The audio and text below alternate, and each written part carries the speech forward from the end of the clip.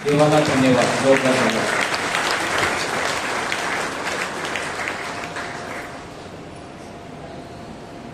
प्रभूचा गौरव असो आणि सदर सर्वदा. प्रिय बंधू भगिनींनो, एक आज जे आपण टॉपिक घेतलेलं आहे ना, दुःख सहन, दुःख किंवा सफरिंग इज रिडीमिंग, तारणदायी दुःख काय आहे ना, आपल्या जीवनाचा, सर्वांच्या जीवनाचा अविभाज्य भाग आहे. तुम्हाला दुःख होते का? सर्वांना, सर्वजण अगदी लहानपणापासून मोठे होईपर्यंत, म्हातारे होईपर्यंत दुःखांतून जातात, बरोबर? पण दुःख कोणाला नको असते. सगळेजण आनंदाचे शोधत असतात आणि दुःख आलं की आपण मग नर्वस होतो, आपल्याला काय कोणत्या गोष्टीमध्ये रस राहत नाही आणि वाटते की दुःख कधी जाईल. पण दुःख आपल्या जीवनाचा अविभाज्य भाग आहे, त्याला तडजोड नाही किंवा आपण ते नाकारू शकत नाही की माझ्या जीवनामध्ये दुःख नाही, असं कुणीही सांगत नाही. आजपर्यंत कुणी सांगितलं नाही. की लहान मुलांपासून मोठ्यापर्यंत सर्व दुःख भोगतात. परंतु या दुःखाचा अर्थ काय आहे ना, ते आज आपण समजून घेण्याचा प्रयत्न करूया. सगळ्यात पहिली गोष्ट, दुःख हे तारणदायी दुःख असतं. तारणदायी दुःख, सफरिंग इज रिडीमिंग, हे आपण समजून घेण्याचा प्रयत्न केला पाहिजे. आता दोन गोष्टी असतात. माणसाला दुःख का भोगावं लागतं? पहिली गोष्ट, तो माझ्या पापांचा परिणाम असू शकतो, की माझ्या हातातून ज्या चुका घडल्या आहेत, जी पापं घडली आहेत, त्यामुळे मला दुःख भोगायला लागतं. आणि दुसरी गोष्ट, परमेश्वराच्या गौरवासाठी देखील मी दुःख भोगतो. आणि काही वेळेला दुःख जीवनामध्ये येतं तेव्हा मला कळत नाही का आलंय, माझ्या वाट्याला का आलाय, मला कळत नाही. पण जेव्हा ते मी दुःख भोगतो, त्या दुःखाद्वारे मी परमेश्वराचे गौरव करत असतो. आता या जगामध्ये हे दुःख भरलेलं आहे. There are sufferings in the world, the world is full of sufferings. आपण जर बघितलं ना, तर जगामध्ये प्रचंड दुःख आहे आणि त्यामध्ये आपला वाटा असतो. म्हणजे दुःख का आलं जगामध्ये, तो पहिला प्रश्न समजून घेण्याचा आपण प्रयत्न करूया. की जगामध्ये दुःख काय, वाय सफरिंग. पहिली गोष्ट, सगळ्यात जेव्हा परमेश्वराने आदम आणि एवा यांना निर्माण केलं, तेव्हा सुरुवातीला त्यांच्या वाट्याला दुःख होतं का? नाही, ते एदेन बागेमध्ये आनंदी होते. परमेश्वराच्या सानिध्यात, परमेश्वराच्या समोर ते जीवन जगत होते. त्यांना सगळी मुभा होती, फुल फ्रीडम होतं. त्यांना जसं जीवन जगायचं आहे तसं, खाण्यापिण्यासाठी सगळं तिथे परमेश्वराने त्यांना उपलब्ध करून दिलेलं आणि ते खूप आनंदी होते. पण परमेश्वर त्यांना जेव्हा आज्ञा देतो की बागेच्या मध्यभागी जे झाड आहे त्याचं तुम्ही फळ खाऊ नका, आणि जर तुम्ही फळ खाला तर निश्चित मरा, स्पष्टपणे सांगितलेलं. की आज्ञाभंग केल्यानंतर त्या आज्ञाभंगाची शिक्षा काय? मृत्यू. आणि तिथे जीवनाचं झाड होतं आणि मृत्यूचं झाड होतं. आणि आदम आणि एवेने कशाला प्रेफरन्स दिला? मृत्यूच्या झाडाला. जीवनाच्या झाडाचं फळ त्यांनी खाल्लं नाही, ज्याची मुभा होती, त्यांना खाऊ शकत होते, फ्रीडम होतं. परंतु त्यांनी जीवनाच्या झाडाचं फळ खाल्लं नाही. पण ज्या झाडाचं फळ खाण्यास परमेश्वराने आज्ञा केली होती, खाऊ नका, माझी आज्ञा आहे, आता तिथे फळ खाल्लं, फळ खाल्लं, त्यामध्ये काय झालं? आजची पिढी आपल्याला असे प्रश्न विचारते ना, झाडावरचे फळ खाल्लं त्याच्यामध्ये काय झालं? ती कसली मोठी आज्ञा मोडली? इथे काय खाल्लं किंवा काय केलं तो प्रश्न नाही. इथे प्रश्न आहे, परमेश्वराची आज्ञा मोडली. परमेश्वराने सांगितलं होतं हे करू नको आणि त्यांनी ते केलं. आणि सैतानाने त्यांना मोहात पाडलं म्हणून ते केलं. आणि मोह कोणता होता? की तुम्ही जर या झाडाचं फळ खाल्लं तर तुम्ही देवासारखे व्हा. आणि हा मोह आदम आणि एवा यांना आवरता आला नाही, कंट्रोल करता आला नाही मोह. कारण देवाचे गौरव त्यांनी आपल्या डोळ्याने पाहिले होते. आता परमेश्वर कोण आहे? कोणत्या माणसाने कधीच डोळ्याने, उघड्या डोळ्याने पाहिलं नाही परमेश्वर कोण आहे. पण आदम आणि एवा त्यांना ते परमेश्वराची कृपा होती, कारण ते पापाविना होते म्हणून ते परमेश्वराला पाहू शकले. पण जी व्यक्ती पापात, म्हणजे सर्वजण पाप करतात, त्यामुळे आपण आपल्या उघड्या डोळ्याने सत्य परमेश्वराला कधीच पूर्णपणे पाहू शकत नाही. आदम आणि एवेला ती कृपा परमेश्वराने दिलेली, पण त्यांनी पाप करता बरोबर काय झालं? पाप करता बरोबर त्यांच्यामध्ये मृत्यू शिरला त्या क्षणाला. ते लगेच मरण नाही पावले, पण मृत्यू त्यांच्यामध्ये वास करू लागला. हा पापांचा महाभयंकर परिणाम. सगळ्यात पहिला परिणाम पापाचा महाभयंकर परिणाम म्हणजे मृत्यू. आणि आपल्या सर्वांमध्ये मृत्यू वास करतो. मार्टिन हेडेगर जे मोठे फिलॉसॉफर होते त्याने काय सांगितलं, man is a being for death. आपण सर्वजण मृत्यूसाठी जन्माला आलेलो आहोत. आणि फिलॉसॉफर्स सांगतात की जेव्हा माझा या जगामध्ये जन्म होतो, I am old enough to die. ज्या दिवशी जन्म होतो त्या दिवशीच, म्हणजे मला आता खूप जगायचं आहे, बरीच वर्ष जगायचं आणि मी नंतर मरण पावेन असं नाहीये तिथे. त्या दिवसापासून मृत्यू माझ्यामध्ये वास करतो. आपल्या सर्वांमध्ये मृत्यू वास करतो. हा पापांचा महाभयंकर परिणाम आहे. आणि परमेश्वर जेव्हा त्याने पाप केलं तेव्हा त्याला सांगतो की तू माती आहेस आणि मातीला जाऊन मिळणार आहेस. म्हणजे आपला मृत्यू होणारच. पापांचा महाभयंकर परिणाम ही सगळ्यात मोठं दुःख माणसासाठी. कुणाला मृत्यू आवडतो का? आता सांगितलं इथे बॉम्ब ठेवलाय तर काय होईल? सगळे पळापळ. कारण काय, मला मरायचं नाही, मला जगायचं आहे. ते नॅचरल इन्क्लिनेशन परमेश्वरने प्रत्येक माणसामध्ये दिले. म्हातारा जेव्हा माणूस होतो ना तेव्हा त्याला पण वाटतं मला अजून जगायचं आहे, मला मरायचं नाही. बहुतेक 90% असे लोक सांगतील की मला जगायचं आहे, मला मरायचं नाही. ते नॅचरल इन्क्लिनेशन असतं प्रत्येकामध्ये. पण माझ्या जन्मदिवसापासून माझ्या मृत्यूपर्यंत मृत्यू दररोज माझ्यामध्ये वस्ती करून असतो. हा पापांचा महाभयंकर परिणाम. हे दुःख आहे माणसासमोर परमेश्वराने वाढून ठेवलं. आणि त्याला परमेश्वर जबाबदार आहे. परमेश्वर जीवन आहे आणि परमेश्वराने जीवन निर्माण केलं. परमेश्वराने दुःख नाही निर्माण केलं. पण दुःख मी ओढून घेतलाय. कशामुळे? माझ्या पापामुळे. आपण सर्वांनी पाप केलेला आहे.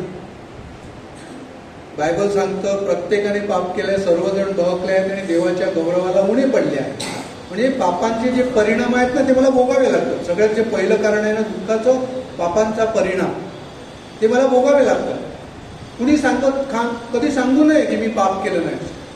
आणि जी व्यक्ती सांगते मी पाप केलं नाही ना ती देवाला खोटं ठरवते.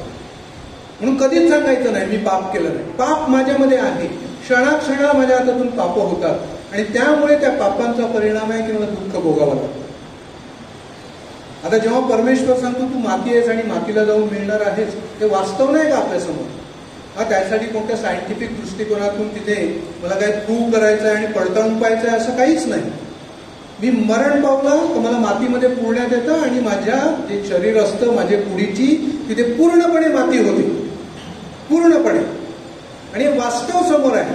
आणि परमेश्वर सांगतो की तू माती आहेस आणि मातीला जाऊन मिळणारस. का? कारण तू पाप केला आणि या पापामुळे मला मृत्यूचा सामना करावा लागला. म्हणून प्रत्येक माणसामध्ये जे मूळ पाप, ओरिजिनल सीन असतं, ते पाप जरी माझं बाप्तिस्मा साक्रामेंटामध्ये धुतलं जातं तरी माणसामध्ये पाप करण्याची प्रवृत्ती राहते आणि त्यामुळे मला दुःखाचा सामना करावा लागतो. हे पहिलं सत्य मी तुमच्यासमोर मांडण्याचा प्रयत्न केला आहे. सर्वांनी अगदी अंतःकरणापासून कबूल केलं पाहिजे की मी पापी आहे आणि त्या पापामुळे माझ्या जीवनामध्ये दुःख येतात. काही दुःखही देवाच्या गौरवासाठी असतात, काही परिणाम माझ्या पापांचे असतात. म्हणजे दोन्हींचा संगम असतो आणि ते मी समजण्याचा प्रयत्न केला पाहिजे. आता तो दुसरा आहे, परमेश्वराच्या गौरवासाठी माझ्या जीवनात काही दुःख येतात आणि ती मला भोगावी लागतात. बऱ्याच वेळेला जेव्हा दुःख माझ्या समोर येतं मी दुःखापासून दूर पळण्याचा प्रयत्न करतो. मला नको आहे, पण दुःख माझी पाठ सोडत नाही. पाठ सोडत नाही. दुःख माझ्या पाठीशी असतं. हे जणू काय माझ्या पाठीवर बसलेलं आहे. काही जण दुःखाचा डोंगर पार करतात. आपण आपल्या समाजामध्ये पाहतो काही जणांवर दुःखाचे पहाड कोसळलेले असतात आणि आपल्याला समजत नाही का झालं आहे. त्या माणसाचं दुःख मी अगदी मनापासून बघू शकत नाही किंवा स्वीकारू शकत नाही किंवा अनुभवू शकत नाही. आपण इतरांचं सांत्वन करतो, इतरांना भेटतो, जातो, त्यांच्या दुःखामध्ये सहभागी होतो. पण जे दुःख ज्या माणसाच्या वाट्याला आलेलं आहे तो माणूसच ते फक्त त्याचं दुःख काय समजू शकतो. आणि काही वेळेला आपले प्रश्न असतात की माझ्या वाट्याला का, मी काय केलं आहे, मी विश्वास ठेवतो, मी देवळात जातो, मी देवाची भक्ती करतो, हे दुःख माझ्या वाट्याला का आलेलं आहे. आणि दुःख काही सांगून येत नाही. दुःखाचा पहाड जेव्हा कोसळतो तो सांगून येत नाही. अचानक कदाचित दुःखाचा माझ्या जीवनामध्ये समावेश होतो आणि मी म्हणजे कोसळून पडतो, कोलमडून पडतो. माझं कुटुंब कोलमडून पडतं की असं का झालेलं आहे. आणि प्रत्येक व्यक्तीला कुठल्या ना कुठल्या परिस्थितीतून अशा दुःखांतून जावं लागतं. वेगवेगळ्या प्रकारचे दुःख असतात. कुणाचं किती दुःख मोठं असतं ते त्या व्यक्तीलाच ठाऊक असतं. परंतु हे माझं जीवन आहे आणि हे ख्रिस्ती जीवन आहे आणि ते मी जगलं पाहिजे. सगळ्या गोष्टी माझ्या मनाप्रमाणे कधीच होणार नाही. बघा, तुमच्या समोर समजा ठेवलं सुख आहे आणि दुःख आहे, त्या दोन मधलं निवडा. कोण निवडेल दुःख सांगा? सगळेजण सुखच निवडतील, कारण मला सुखच हवं आहे, दुःख नको. पण ते दुःख येतं आणि जेव्हा दुःख येतं किंवा माझ्या जीवनामध्ये कोणतं दुःख आहे ते मी मनापासून स्वीकारण्याचा प्रयत्न केला पाहिजे. जेव्हा मी पळतो ना ते दुःख माझी पाठ सोडत नाही, परंतु ते दुःख जेव्हा मी टर्न करतो, फिरतो आणि त्या दुःखाचा सामना करतो, तेव्हा त्या दुःखामध्ये मला धीर मिळतो, परमेश्वराची कृपा मिळते. हे सर्वांनी समजून घेण्याचा प्रयत्न केला पाहिजे. दुःख मोठं असू शकतं, दुःख छोटं असू शकतं, पण प्रत्येकाच्या जीवनामध्ये दुःख आहे. आपण ते डिनाय करू शकत नाही. पाहण्याचा आपण प्रयत्न केला पाहिजे. समाजामध्ये कितीतरी एक्झाम्पल्स आहेत, एवढी आपण म्हणजे सांगू शकतो. म्हणजे टप्प्याटप्प्यामध्ये कुटुंबामध्ये आपण पाहतो कितीतरी लोकांचं जीवन दुःखाने भरलेलं आहे. काही वेळेला माझ्याकडे सर्वस्व असेल, वैभव असेल, धनसंपत्ती असेल, म्हणजे दुःख वाटायला की मी टाळू शकत नाही. पैशाने किंवा माझ्या संपत्तीने मी दुःख सारू शकत नाही, बाहेर नाही काढू शकत. सगळ्यांना त्याचा सामना करावा लागतो. म्हणून जर सुरुवातीपासून आपण हा पायंडा मांडला की माझं ख्रिस्ती जीवन मी श्रद्धेने जगणार, जे काही माझ्या वाट्याला येईल ते मी सहन करणार. तर कित्येक लोक आजारी असतात, बेड रिडन असतात, दुःखातून जातात. आणि चांगले चांगले लोक जे म्हणजे विश्वासू असतात, जे धर्म पाळतात, जे श्रद्धा राखतात, अशा लोकांना देखील या दुःखाचा सामना करावा लागतो. मी तुम्हाला सांगितलं ना, पहिलं कारण जे आहे ना, हे याचं आजार, मृत्यू, मला अनेक दुःखांतून, हे पापांचे परिणाम आहे. पापांचे परिणाम. आणि मी असं नाही सांगत एखादी चांगली व्यक्ती आजारी आहे आणि बेड रिडन आहे किंवा खूप दुःख भोगत आहे, कष्टातून जात आहे, त्या व्यक्तीच्या पापामुळे ते झालं आहे असं नाही आहे. काही दुःखांची कारणं आपल्याला कळत नाही. आपण जेव्हा विचारतो ना, माझ्या वाट्याला ते आलं आहे, मी काय केलं आहे, मी कुणाचं काय वाईट केलं आहे का, म्हणजे एवढं मोठं दुःख माझ्या वाट्याला का, त्याला कारण नसतं. दुःखासाठी कोणतं कारण नसतं, फक्त परमेश्वराला ठाऊक होतं. मी तुम्हाला जे सांगितलं ना, तारणदायी दुःख, त्याला आपण तारणदायी दुःख म्हणू शकतो. ते आपण त्या दुःखाद्वारे प्रभू येशू ख्रिस्ताच्या दुःखामध्ये सहभागी होतो. आणि त्यांची वेगवेगळी दुःख आहेत. माझं दुःख इतर व्यक्ती कदाचित समजू नाही शकत, पण आपण त्या दुःखाचा सामना केला पाहिजे. आम्ही जेव्हा सेमिनरीमध्ये होतो, आमच्याबरोबर एक कलिनाचे ब्रदर होते, ब्रदर ग्लेन वास. कदाचित तुम्ही त्यांच्याविषयी ऐकलं असेल. बऱ्याच वर्षापूर्वी, 30 वर्ष झाली आता. तर सेमिनरीमध्ये शिक्षण घेत असताना जेव्हा आता मेची सुट्टी पडते, सेमिनरी क्लोज होते, त्यावेळेला आम्ही एकमेकांना निरोप दिला आणि आम्ही घरी गेलो. सगळे घरी गेले ब्रदर्स. आणि काही दिवसांनी आम्हाला ब्रदर ग्लेन वासविषयी, त्यांच्याबरोबर प्रसंग आला त्याविषयी कळलं. तर ब्रदर ग्लेन वास कलिना पॅरिशमधले, ते त्यांच्या एका रिलेटिव्हच्या घरी गोव्याला गेले होते. आणि तिथे गोव्याला गेलेले असताना त्या फॅमिलीबरोबर ते समुद्र काठी संध्याकाळी असे फिरायला गेले. आणि तिथे ते वाळूमध्ये बसले होते 5-6 जण, म्हणजे फॅमिली आणि मुलं खेळत होती तिथे. तर काही वेळानंतर बोलता बोलता त्यांच्या लक्षात आलं की अरे ब्रदर कुठे दिसत नाही. तर ते बघायला गेले, अरे ब्रदर कुठे गेले, ब्रदर कुठे गेले. तर समुद्रामध्ये काही ठिकाणी आपण पाहतो की दगड असतात ना, म्हणजे नॅचरल दगड असतात. त्या दगडाच्या पलीकडे ब्रदर त्या पाण्यावर तरंगत होते. आणि कसं काही कुणाला काहीच माहिती नाही. मग त्याने आरडाओरड केला. तिथले सगळे लोक जमा झाले, त्यांना पाण्यातून उचललं, म्हणजे तोंडातून फेस येत होता, फ्लोटिंग याच्यावर पाण्यावर ते तरंगत होते. ते त्यांनी मग त्यांना हॉस्पिटलमध्ये नेलं. पण हॉस्पिटलमध्ये नेल्यानंतर डॉक्टरने सांगितलं इज डेड, ते मरण पावले. आता ही कुटुंबातली 3 मुलं, त्याच्यातला एक फादर होण्यासाठी जॉईन झालेला. आमची सेमिनरीमध्ये साधारण 4-1 वर्ष भरलेली. म्हणजे आम्ही आता पुढच्या वर्षी रिजन्सीला जाणार होतो. त्याची पण रिजन्सी म्हणजे एका पॅरिशमध्ये फिक्स करण्यात आली होती, परंतु त्याच्या अगोदरच त्यांचा मृत्यू झाला. आता त्यांना ठाऊक होतं का मी गोव्याला जाणार आहे, तिथे माझा मृत्यू घडून येणार आहे. हे एवढ्यावरच थांबत नाही, तर कुटुंबाची परिस्थिती बघा की एका घरावर, एका कुटुंबावर कशा प्रकारे दुःखाचा पहाड कोसळतो. ब्रदर मरून 3-4 महिने होत नाही तर त्याचा जो मोठा भाऊ असतो he was detected with cancer. 3-4 महिने होत नाही तोपर्यंत आणि डॉक्टरने सांगितलं कॅन्सर लास्ट स्टेज आणि तो जगणार नाही आणि तो 2 महिन्यानंतर मरण पावला. वडील आजारी आणि त्यांना देखील हार्ट अटॅक येऊन ते मरण पावले 2 महिन्यानंतर. आता राहिली आई, ती आजारी आणि ती गोळ्या खाऊन असं जीवन जगत होती. तिच्यावर तो दुःखाचा पहाड कोसळला. आपण तिचं दुःख इथे वर्णन नाही करू शकत. नवरा मरण पावला, 2 मुलं मरण पावली आणि ट्रॅजेडी जो 3रा मुलगा होता तो बहिरा आणि मुका. तुम्ही विचार करा, 9 महिन्याच्या पिरियड मध्ये घरातली 3 माणसं मरण, 2 मुलं आणि वडील. हे दुःख कोण समजू शकतं का? मग ती आई विचारते, आम्ही जेव्हा भेटायला गेलो तेव्हा ते फादर्स म्हणजे सेमिनारीतले गेले तेव्हा की मी एक मुलगा जो चांगला होता म्हणजे शिकलेला मुलगा होता तो देवाला गेला आणि तरी माझ्यावर असा प्रसंग आला का? उत्तर नाही, आपल्याकडे उत्तर नाही. वाय सफरिंग, वाय मी, हा बऱ्याच जणांचा प्रश्न आहे जगामध्ये.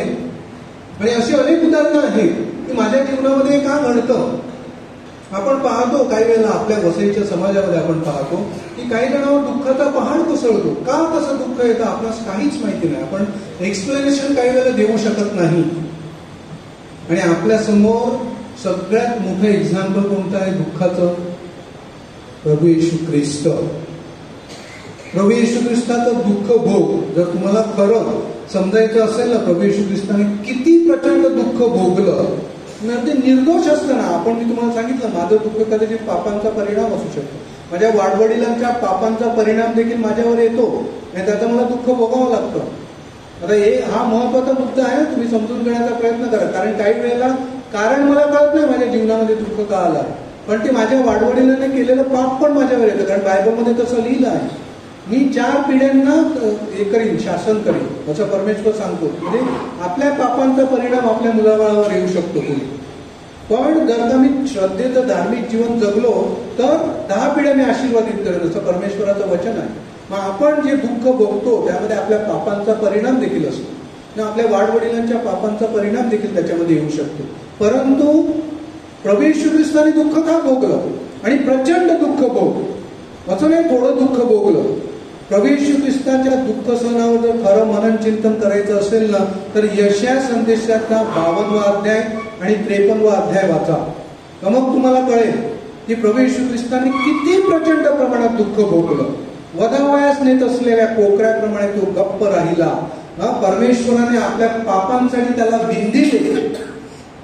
किती प्रचंड प्रमाणात प्रभू येशू ख्रिस्त दुःख भोगतो. आपण समजण्याचा प्रयत्न केला पाहिजे की प्रभू येशू ख्रिस्ताचं दुःख किती मोठं आहे. The best example in front of us, best example की प्रभू येशू ख्रिस्ताचा दुःख किती प्रचंड मोठा आहे. मग निर्दोष असताना प्रभू येशू ख्रिस्त आपल्यासाठी दुःख भोगतो ना, तर तिथे आपणास मार्ग दाखवतो. तुला मला अनुयायी व्हायचा आहे, तुझा स्वतःचा क्रॉस उचल आणि माझ्या मागे. म्हणजे दुःख माझी पाठणेच होणार, क्रॉस माझी पाठणेच होणार. क्रॉस माझ्या पाठीवर नेहमी असणार. स्वतःचा क्रॉस उचलून म्हणजे माझं दुःख मी सहन करायला शिकलं पाहिजे आणि श्रद्धेने विश्वासाने तो क्रॉस उचलून प्रभू येशू ख्रिस्ताच्या मागे गेलो. क्रॉस म्हणजे असा लिटल क्रॉस नाही, माझ्या दुःखाचा क्रॉस.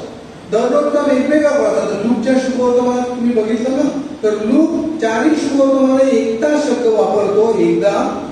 तो स्वतः एकटा शब्द वापरतो की दररोजचा क्रॉस, दररोजचा क्रॉस उचलून माझ्या मागे. असं त्याने किती शब्द वापरला. म्हणजे दुःख मला कधी सोडणार नाही, मरेपर्यंत सोडणार नाही. पण त्या दुःखाचा मी सामना केला पाहिजे आणि त्या दुःखाद्वारे मी परमेश्वराचे गौरव हे मी समजण्याचा प्रयत्न केला पाहिजे.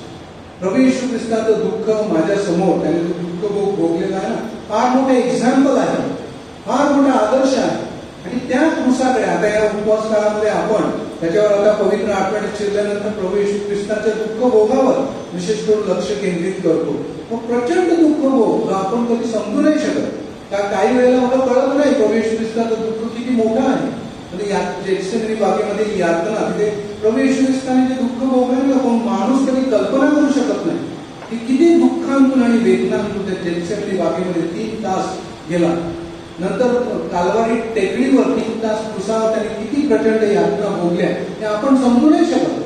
म्हणून मी सांगितलं ना, दुसऱ्याचं दुःख जोपर्यंत मी त्याचं चिरत नाही ना तोपर्यंत मला कळणार नाही. म्हणून प्रभू येशू ख्रिस्ताच्या दुःखावर मी सतत मनन चिंतन केलं पाहिजे. ते दुःख, तो दुःख तर माझ्या समोर असेल तर माझं दुःख मला अत्यंत लाईट वाटेल, हलकं वाटेल. जर प्रभू येशू ख्रिस्ताचं दुःख काय हे समजण्याचा प्रयत्न केला तर. आता 1984 साली संत पोप जॉन पॉल II यांनी एक अपॉस्टोलिक लेटर लिहिलं होतं आणि त्या अपॉस्टोलिक लेटरचं नाव आहे साल्विफिची डोलोरिस, म्हणजे सफरिंग इज रिडेम्प्टिव्ह, जो आपला आजचा विषय आहे. त्याच्यावर त्यांनी एक परिपत्रक लिहिलं आणि त्याच्यामध्ये त्यांनी सांगितलं आहे की the Bible is the greatest example of suffering. Bible जे आहे ते दुःखाचं फार मोठं प्रतीक आहे, फार मोठं एक्झाम्पल आहे. आता तुम्ही सुरुवातीपासून बघितलं तर बायबलमध्ये जे आपले पेट्रियार्क होते किंवा नंतर जे संत, नंतर प्रेषित नवीन करारामध्ये इतर शिष्य, त्यांनी किती दुःख भोगला आपण कल्पना नाही करू शकत. अब्राहम, इसाक, याकोब दुःखांतून नाही का गेले, प्रचंड दुःखांतून गेले. दावीद दुःखांतून नाही गेले. दावीदचं दुःख आपण काही वेळा समजण्याचा प्रयत्न नाही करत. सगळ्यात बेस्ट एक्झाम्पल जुन्या करारामध्ये ईयोबचं पुस्तक वाचलंय का तुम्ही? जुन्या करारातील त्याचं दुःख किती प्रचंड होतं ते. तसं दुसरं कोणतं एक्झाम्पल जुन्या करारामध्ये आपल्याला सापडत नाही. मग त्याच्या वाट्याला दुःख का आलं? तर सैतानाने मागणी केली देवाजवळ की मला त्याची परीक्षा पाहिजे, तू प्रोटेक्ट करतो म्हणून तो तुझ्यावर विश्वास ठेव. आणि सैतानाला परमेश्वरने परमिट केलं, जा आणि त्याची परीक्षा घे. तो त्याच्या विश्वासामध्ये शेवटपर्यंत टिकून राहिले. आणि सैतान एका घटकेला त्याची 7 मुले मारून टाकतो, त्याची संपत्ती नष्ट करतो, सगळं सर्वस्व त्याचं नष्ट होतं. सर्वस्व एका घटकेला, सगळं काही त्याच्याकडे जी संपत्ती असते ते सगळं काही सैतान नष्ट करतो. आणि कुणीच त्याला त्याचा हे घेऊन सांगतो की तुझी मुलं सगळी मरण पावली, तुझी संपत्ती लुटून दिली, तुझ्याकडे काहीच राहिलं नाही आता. आणि तो काय सांगतो? देवाने दिले, देवाने दिले, धन्य देवाचे नाव, असं पण सांगू शकता आपल्यामध्ये. जेव्हा माझं सर्वस्व नष्ट केलं जातं किंवा काय असा मोठा दुःखाचा प्रसंग येतो तेव्हा मी सांगू शकतो का असं? देवाचे गौरव देवाने दिले, देवाने दिले मी स्वीकारतो. फार कठीण आहे, परंतु त्याचा विश्वास किती भक्कम होता ईयोबचा, म्हणून त्याने तो तसं सांगू शकला. त्याच्या वाट्याला दुःख त्याने स्वीकारलं. आणि एवढ्यावरच नाही तर नंतर त्याच्या अंगाला मोठमोठे फोड फुटतात आणि तो मग जाऊन राखेमध्ये बसतो आणि खापर जी आपली असते त्याने तो ते घाय त्याचे जे फोड असतात ना ते खाजवतो. त्याला ते सहन होत नाही. प्रचंड दुःखातून ईयोब जातो आणि तरी देखील तो कधीच देवाला दोष देत नाही, देवाला कर्स करत नाही. त्याचे मित्र येतात आणि त्याला सांगतात की तू हे काय केलं, कर्स गॉड. त्याचे 3 मित्र त्याला सांगतात, पण तो देवाला कर्स नाही करत, देवाला दोष नाही देत. त्याची बायको देखील त्याचं दुःख पाहू शकत नव्हती, म्हणून ती त्याला सांगते देवाला दोष नाही, मर, कशाला जिवंत राहिला आहे. कारण ती पाहू शकत नव्हती, पण तो देवाला दोष देत नाही. आणि त्याच्या त्या विश्वासाच्या परीक्षेमधून तो पूर्णपणे गेल्यानंतर परमेश्वर त्याचं वैभव त्याला परत देतो. त्याला परत 7 मुलं होतात, म्हणजे ती बायको असते तिच्यापासून, आणि 3 मुली होतात, सुंदर मुली तसं वर्णन. आणि त्याच्याकडे जे काही होतं त्याच्या डबल, एक्झॅक्टली डबल परमेश्वर त्याला देतो. तुम्ही पहिलं अध्याय पुढून बघा ईयोबच्या पुस्तकात, त्याच्याकडे आता 2000 मेंढ्या होत्या, 3000 बैल होते, तर त्याच्या एक्झॅक्टली डबल शेवटच्या अध्यायाचा परमेश्वर त्याला देतो, त्याचं वैभव परत देतो. कारण तो देवाचे गौरव करतो, त्याच्या दुःखामध्ये टिकून राहतो. हे ईयोबचं दुःख आहे. आपण प्रभू येशू ख्रिस्ताचं दुःख सहन पाहिजे. माऊलीचं दुःख कधी अनुभवण्याचा प्रयत्न केला आपण? माऊली कोणत्या दुःखातून गेली? माऊलीने कोणतं पाप केलं होतं? माऊली सदैव परमेश्वराला निष्ठावान जीवन जगलेली आहे, परमेश्वराच्या आज्ञा सतत पाळलेल्या आहे. तरी देखील तिच्या वाट्याला प्रचंड दुःख आलं.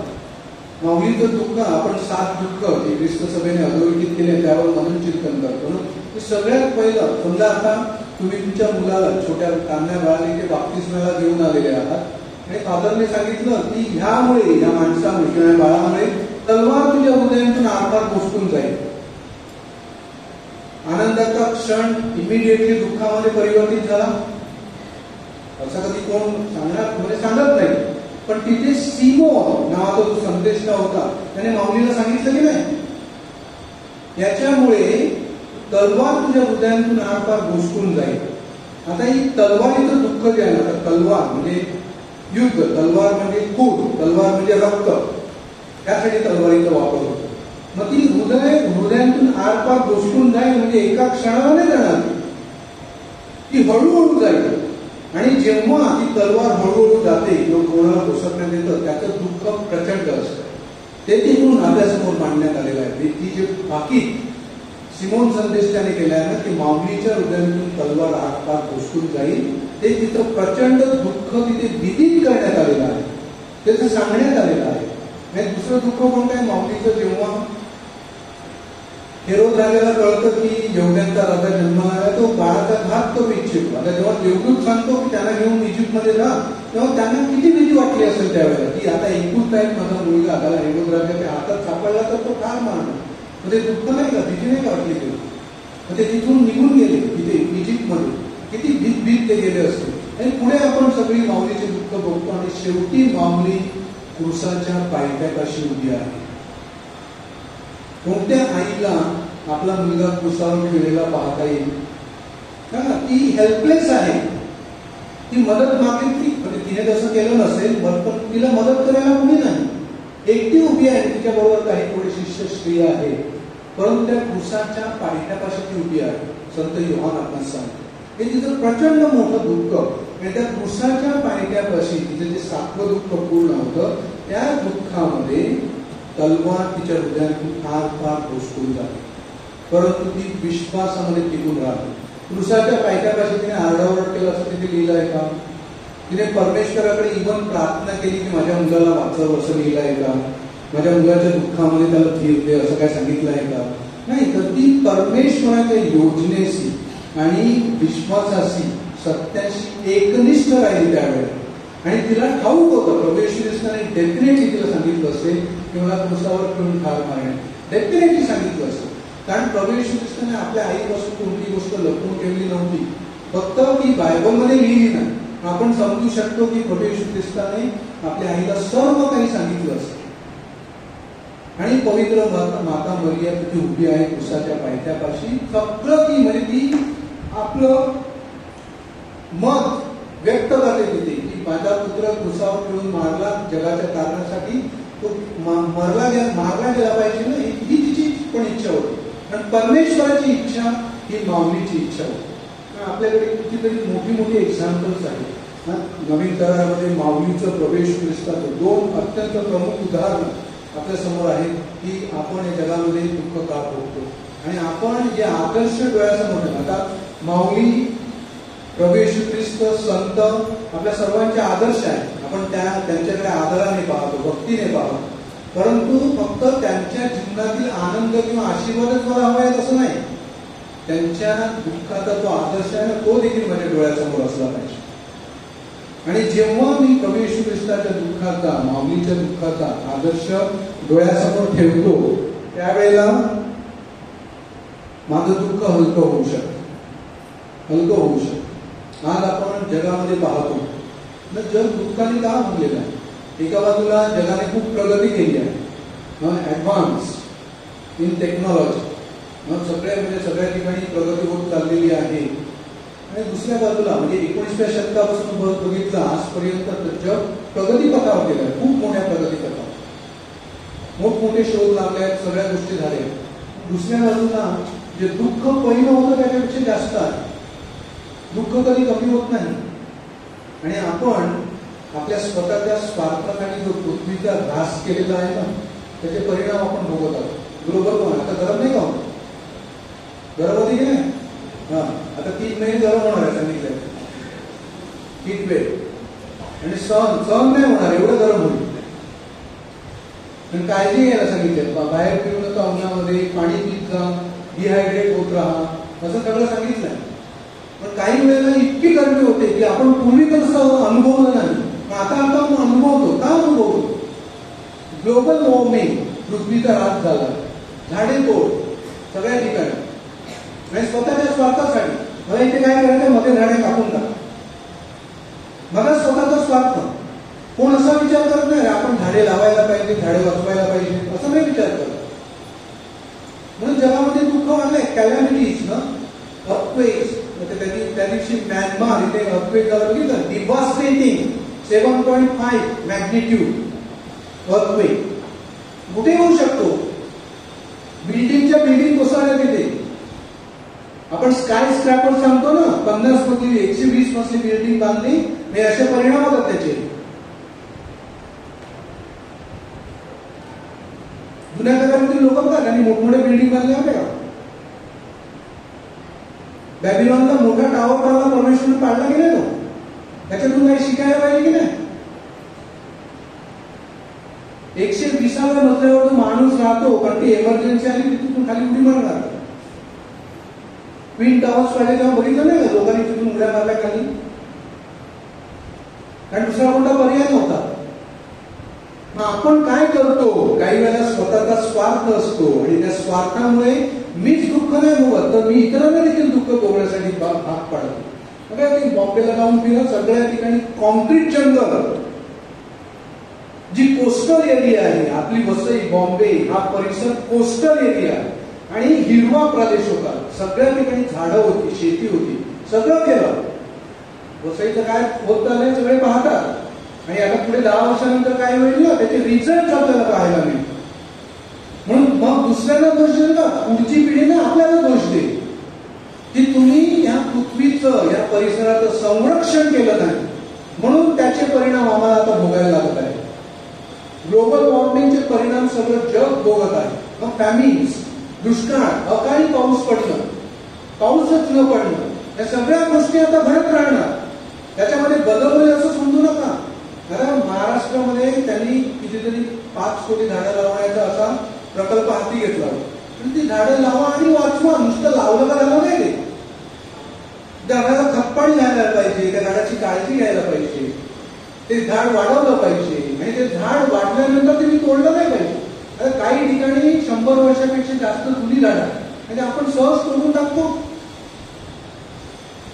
जेटसेमनी बागेमध्ये अजून त्या झाडांचे अवशेष आहेत तिथे, जी 2000 वर्षापूर्वी होती, अजून आहे.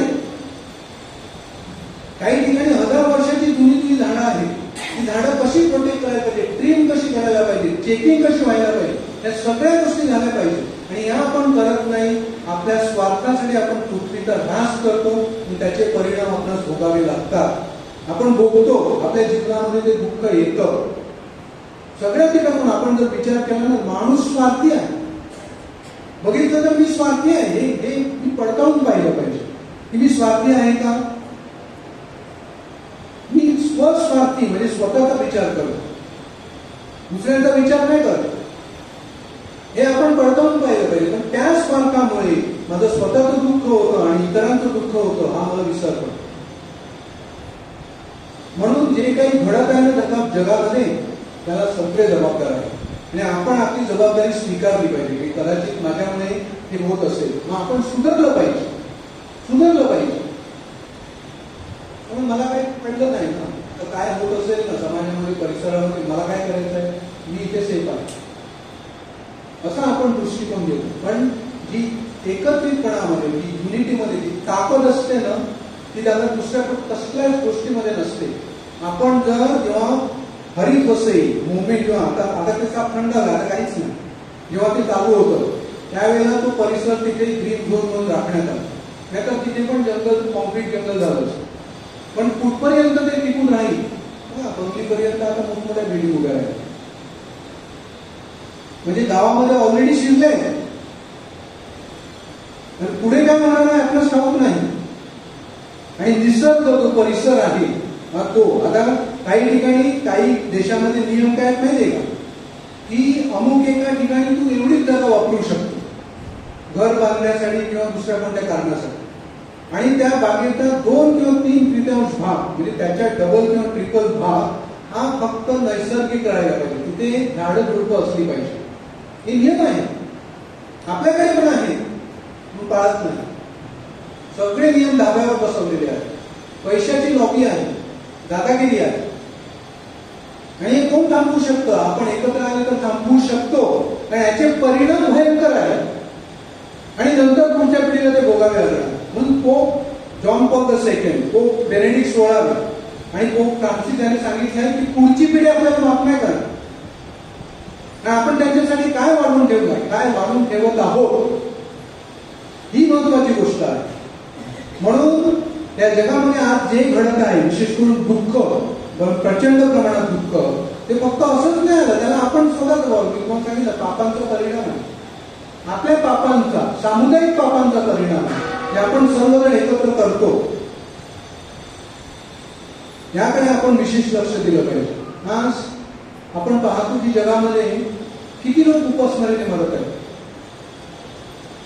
आफ्रिकेमध्ये जा, लहान लहान मुलं पत्र्यांच्या त्या ढिगाऱ्यामध्ये ना काय अन्नाचा तुकडा मिळेल का शोधतात. माल न्यूट्रिशन म्हणजे अशी हडकोडी झालेली, आणि त्यांना जे न्यूट्रिशन पाहिजे ना शरीरासाठी लहान मुलांना, ते त्यांना मिळत नाही.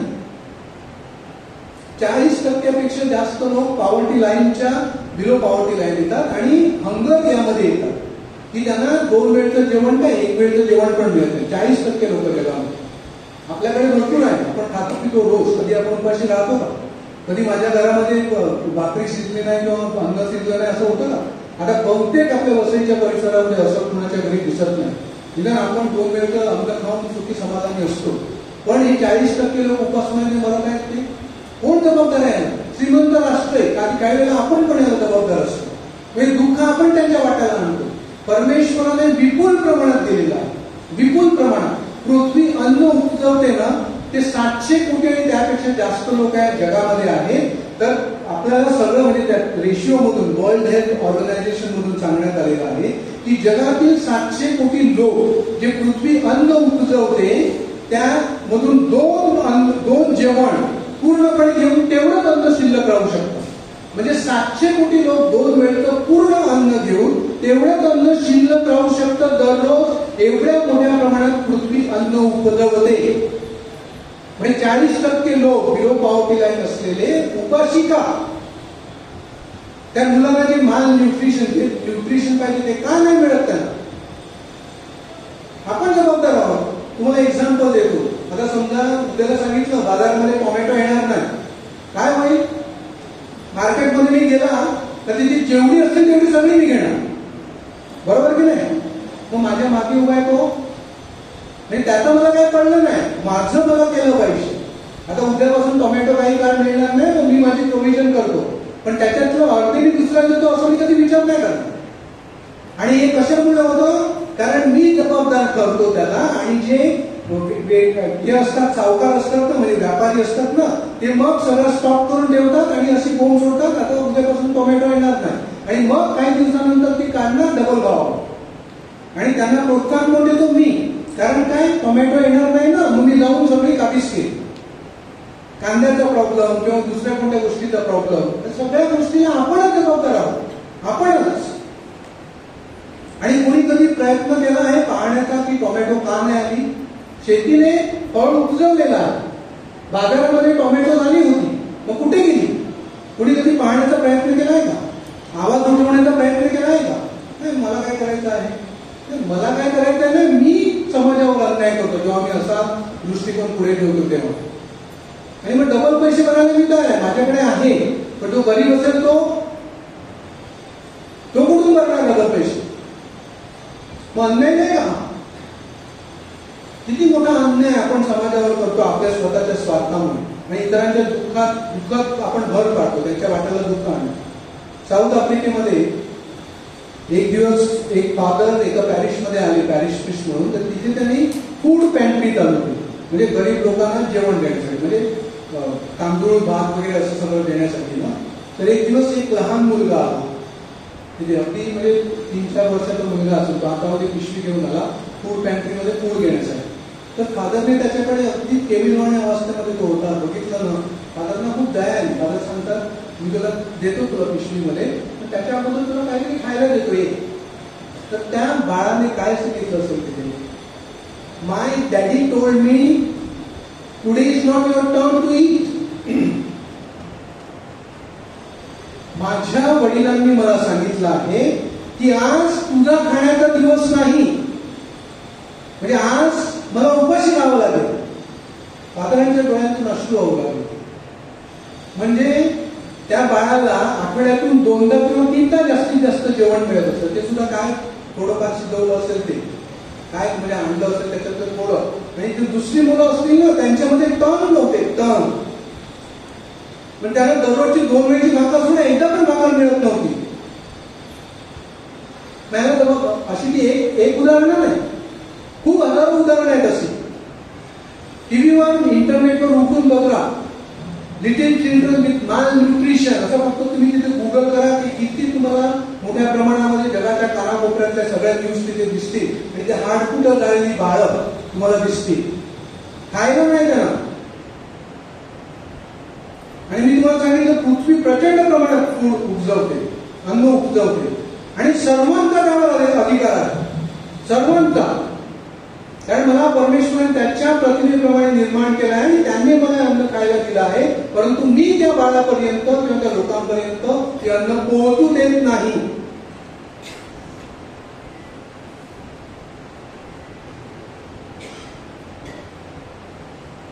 आपल्याकडली बरीच मुलं शिपवर जातात, त्यापैकी काही शेअर करतात ना तिथे शिपवर. म्हणजे अगदी संक्युअस फूड, म्हणजे मील्स असतात, म्हणजे ते जेवण असतं ना ते एकदम म्हणजे हाय क्वालिटीचं असतं. तिथे ते सर्व केल्यानंतर परत ते अन्न सर्व नाही करू शकत, हा रूल आहे. आणि आपले जे काही मित्र आपले पोरं बाळा तिथे जातात ते सांगतात ना, ती एकदा सर्विंग झाली की सगळं अन्न समुद्रात फेकतात, टनच्या टन्स. कारण ते परत सर्व नाही करायचं, टनच्या टन्स तिथे समुद्रात फेकलं जातं. पण तिथे बाहेर ते तुम्हाला देता पण येत नाही. अन्याय कसा होतो. एका ठिकाणी काही जणांकडे भरपूर आहे. आता आपल्याकडे आपण जर श्रीमंत असतो तर खाण्यापिण्याची टेन्शन आहे, काय प्रॉब्लेम नाही. मला कधी काय उणं पडलं नाही, पाहिजे ते मी खाल्लं, पाहिजे ते मी खातो. परंतु गरीबाच्या घरी काही वेळेला फूड पेटत नाही. तेव्हा आता या बाळाचं उदाहरण द्या की माझ्या डॅडीने मला सांगितलंय की आज तुझा खाण्याचा टर्न नाही. एक 3-4 वर्षाचा मुलगा असं सांगतो, त्याच्यावरून आपल्याला या जगातील भयानक परिस्थिती कळली पाहिजे की कसं दुःख भोग या जगामध्ये आहे आणि लहान लहान मुलं कशा दुःखांतून जातात. उपास नाही तर दुःख फार मोठा आहे. तुम्ही कधी उपवास केला आहे का? आता उपवास करायला आपल्याला सांगायचं तुम्ही उपवास करा, 1 दिवस अन्नाविना राहून बघा. जीव किती बेचैन होतो, किंवा विशेष करून भूक लागते तेव्हा अन्न खाऊ नका. त्याच लागतो तेव्हा पाणी पिऊ नका. मग जीव किती बेचैन होतो ना ते पहा.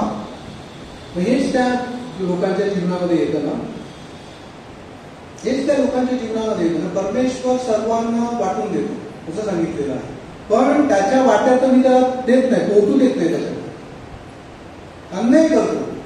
श्रीमंत राष्ट्रांनी कधी सांगितलंय गरीब राष्ट्राला तू पण श्रीमंत हो असं नाही, मी तुझ्यावर राज्य करेन.